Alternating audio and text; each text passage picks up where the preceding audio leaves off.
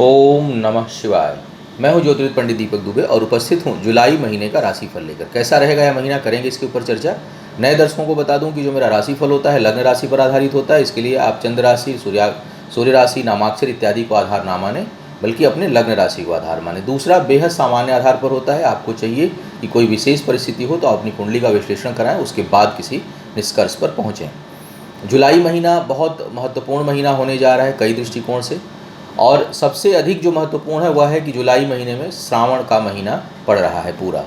5 जुलाई को चंद्र ग्रहण है और उसके बाद 6 जुलाई से श्रावण माह प्रारंभ हो रहा है। सबसे शुभ बात यह है कि इस बार का जो श्रावण का महीना है यह सोमवार से शुरू होकर 3 अगस्त सोमवार को ही पूर्ण होगा। 5 सोमवार पड़ रहे हैं, तो जो लोग सोमवार का व्रत वगैरह प्रारंभ करना चाहते हैं उनके लिए बड़ा अच्छा यह मौका हो जाता है कि जो है वो सोमवार से श्रावण प्रारंभ हो रहा है और 5 सोमवार इसी में मिलेंगे, उसके बाद आगे आप करते रहिए। तो उस दृष्टिकोण से बहुत बेहतर। श्रावणी अमावस्या जो इस बार पड़ रही है वो 20 जुलाई को पड़ रही है। 25 जुलाई को नागपंचमी पड़ रही है। नागपंचमी का दिन कालसर्प दोष अगर कुंडली में बन रहा हो तो उस दृष्टिकोण से वह दिन किसी भी महीने की पंचमी, दशमी, पूर्णिमा, अमावस्या ये सब तिथियां जो है वो काल सर्प दोष के लिए अच्छी मानी जाती हैं। तो अगर सावन का महीना नहीं हो तो भी आप पंचमी, दशमी, पूर्णिमा और अमावस्या तिथियों को काल सर्प दोष निवारण पूजा करा सकते हैं। लेकिन चूँकि श्रावण माह शुक्ल पक्ष और पंचमी, तो इसका जो संयोग होता है इसको बहुत शुभ माना जाता है। तो उस दिन आप जो लोग काल सर्प दोष की पूजा कराना चाहते हैं कहीं से भी करा सकते हैं। जो लोग हमारे यहाँ से कराना चाहते हैं वो हमारी साइट पर जाकर के बुकिंग करा सकते हैं। इसके साथ साथ श्रावण में भगवान शिव का रुद्राभिषेक, शिव संबंधी सभी पूजाएं, ग्रह शांति इत्यादि के लिए बहुत पवित्र महीना माना जाता है, नवरात्रों की तरह ही। तो इस दौरान सभी पूजाएं आप बुक करा सकते हैं। विशेष करके जो लोग रुद्राभिषेक कराना चाहते हैं उसकी बुकिंग भी चल रही है। आप हमारी साइट पर जाकर astrotips.in पर जाकर उसकी बुकिंग प्रारंभ कर सकते हैं।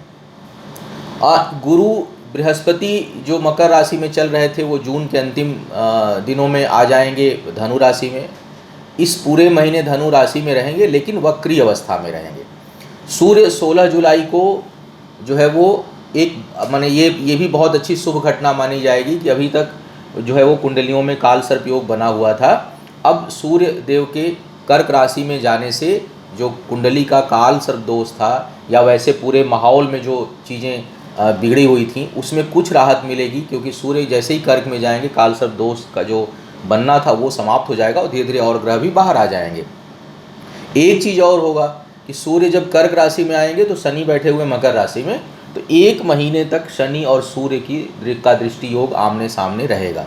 इस कारण प्रजा और शासन दोनों में ही तनाव और वैचारिक मतभेद और असंतोष उत्पन्न होने की संभावना बनेगी। इसके साथ साथ प्रभावशाली और जो प्रशासनिक क्षेत्र में जो लोग काम करने वाले हैं उनके लिए यह समय थोड़ा कठिन होगा, उनके लिए चुनौती भरा समय यह हो सकता है जुलाई का महीना।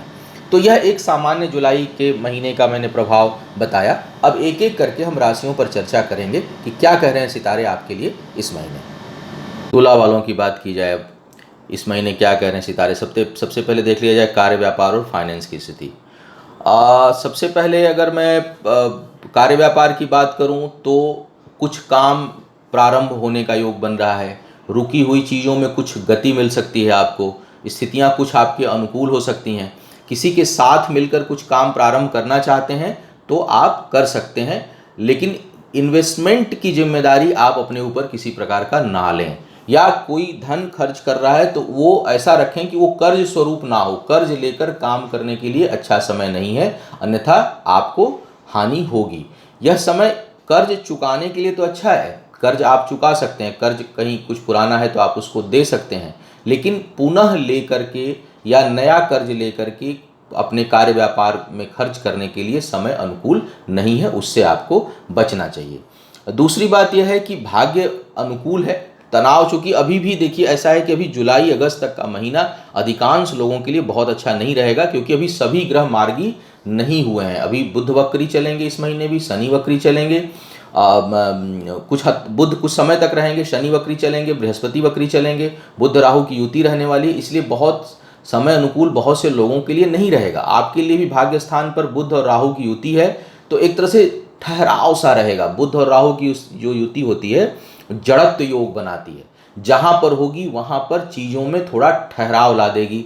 अब भाग्य स्थान पर बनी है तो भाग्य तुरंत साथ नहीं देगी, भाग्य में रुकावट आएगी। एक और गुरु की भी, गुरु वक्री है, उनकी दृष्टि जा रही है, तो कुछ झुझलाहट के साथ, कुछ अकुलाहट रहेगी, बेचैनी रहेगी, लेकिन तुरंत भाग्य साथ नहीं देगी, रुक कर देगी। चूंकि बुध अपनी राशि के हैं, बुध यहाँ पर हावी थोड़े रहेंगे राहु के ऊपर, लेकिन तो इसका मतलब ये हुआ कि रुक कर सफलता मिलेगी आपको। अड़चने आएंगी, बाधाएं आएंगी, जैसे कहते हैं ना कि बहुत स्पीड ब्रेकर है रास्ते में, तो वही मान के चलिए आपकी स्पीड ब्रेकर बहुत रहेंगे, उसके बाद जो है वो शुभता आएगी, रुक कर सफलता मिलने का योग आपके लिए दिखाई दे रहा है। धन खर्च करना पड़ेगा आगे बढ़ने के लिए, आपको जो है वो अपना कुछ धन खर्च करेंगे, तब जाकर के आपको आगे बढ़ेंगे। कार्य व्यापार में भी या आप नौकरी के क्षेत्र में भी परिश्रम अधिक करेंगे, तब जाके सफलता मिलेगी। आसानी से सफलता मिलती हुई दिखाई नहीं, ये श्रम अधिक करना होगा। हायर अथॉरिटीज़ के साथ 15 जुलाई के बाद तेज विवाद हो सकता है, स्थान परिवर्तन का योग बन रहा है। यह समय संपत्ति इत्यादि बेचने के लिए अच्छा है, खरीदिए नहीं, अभी कुछ समय तक रुके रहिए, लेकिन यदि बेचते हैं तो उसमें लाभ होगा। लाभ का योग बहुत अच्छा दिखाई दे रहा है। कर्ज अगर है तो वह चुक सकता है, आप उसको खत्म कर सकते हैं। वाद विवाद कहीं है, उसमें सफलता मिलेगी। वैवाहिक जीवन के लिए समय अच्छा नहीं है, विवाह इत्यादि करने के लिए योग थोड़ा बन रहा है, दृष्टि बन रही है, लेकिन वो नकारात्मक दिशा में जाएगा, हो सकता है वो बिगड़ जाए, तो थोड़ा अभी ठहरे रहिए। मंगल जब तक मीन राशि में है, शुभता बनी हुई है, बातचीत करिए लेकिन करिए नहीं। जिनके पहले से कुछ समस्या जिनकी चल रही है वैवाहिक जीवन में, उनके लिए यह थोड़ा समय नकारात्मक होगा और आर्थिक हानि कराने वाला होगा। वाद विवाद थोड़ा बढ़ सकता है, क्योंकि शनि की दृष्टि मंगल पर जा रही है और मंगल छठे भाव में है, तो आपका जो जीवन साथी है वो शत्रुवत व्यवहार कर सकता है आपके साथ। अगर विवाद पहले से चल रहा है और है, तो इस समय मान के चलिए कि जो अपोजिट पार्टी आपके है वो बिल्कुल निर्दयी जैसा व्यवहार करेगी, जैसे कि जानते ही नहीं हम आपको, तो उस तरह का व्यवहार आपके साथ हो सकता है। तो वहाँ थोड़ा आपको संभल कर चलना है और अपने एग्रेशन पर नियंत्रण रखना है। अपने बहुत अधिक उतावला नहीं होना है, अपने बहुत अधिक एग्रेसिव होकर कोई बातचीत नहीं करनी है। तो रिश्तों के मामले में अगर मैं सारांश की बात करूं तो कुल मिलाकर अच्छा समय नहीं है। कार्य व्यापार में थोड़े रुकावट के साथ सफलता जरूर मिलेगी, परिश्रम अधिक करना होगा। शिक्षा के लिए समय सामान्य है, न बहुत अच्छा है न बहुत बुरा है, क्योंकि वहाँ किसी बुरे ग्रह का प्रभाव नहीं है, किसी बुरे ग्रह की दृष्टि नहीं है, तो कुल मिलाकर के सामान्य स्थिति शिक्षा के दृष्टिकोण से दिखाई दे रही है। संतान के लिए जो लोग प्रयास करना चाहते हैं वो करें, वहाँ पर कोई नकारात्मक स्थिति नहीं है। पुरुषार्थ और पराक्रम, आपकी सोच सही दिशा में रहेगी। कुछ नकारात्मक थॉट आएंगे, लेकिन उसकी मात्रा बहुत कम होगी और आपकी जो सोच होगी वो सकारात्मक डायरेक्शन में होगी। कुछ सृजन करने की होगी, लोगों का भला हो, इस प्रकार की सोच आपके अंदर जो है वो बढ़ेगी। इस समय विपरीत जाति के लोगों, विपरीत लिंग के जो लोग हैं, उनके प्रति, अपोजिट सेक्स के प्रति आकर्षण बहुत अधिक हो सकता है। नए रिश्ते पनप सकते हैं इस समय, भले वो अल्पकालिक हों, लेकिन नए रिश्ते उत्पन्न होने का योग भी दिखाई दे रहा है। यात्राएं बहुत अनुकूल नहीं होंगी, यात्राएं यदि होती हैं तो वो थोड़ी कष्ट देने वाली होंगी। सेहत के मामले में सावधानी रखनी है, क्योंकि इस समय यदि सेहत बिगड़ी तो वो लंबे समय तक आपको प्रभावित कर सकती है। थोड़ा ध्यान रखें, ठंडे सर्द गर्म से बचना है, ठंडी तासीर की चीज़ों को बचाना है। बहुत जो सफ़ेद चीज़ें हैं, मक्खन है, घी है, चावल है, चीनी है, इन चीज़ों से परहेज करें, इन्हें आप इनका सेवन कम करें, क्योंकि यह आपको इस समय, ऐसे तो सामान्य स्थिति में नुकसान नहीं करेगा, लेकिन इस समय आपके लिए नुकसान कर सकता है, आपको शारीरिक कष्ट दे सकता है। तो यह था आपके राशि का प्रभाव, संभावित परिणाम जुलाई महीने के लिए। आपका आने वाला समय शुभ हो, आयु, आरोग्य और ऐश्वर्य की वृद्धि हो, इन्हीं शुभकामनाओं के साथ आपसे विदा लेना चाहूँगा। पुनः मुलाकात होगी किसी नए विषय पर, तब तक के लिए मुझे आज्ञा दीजिए। ओम नमः शिवाय।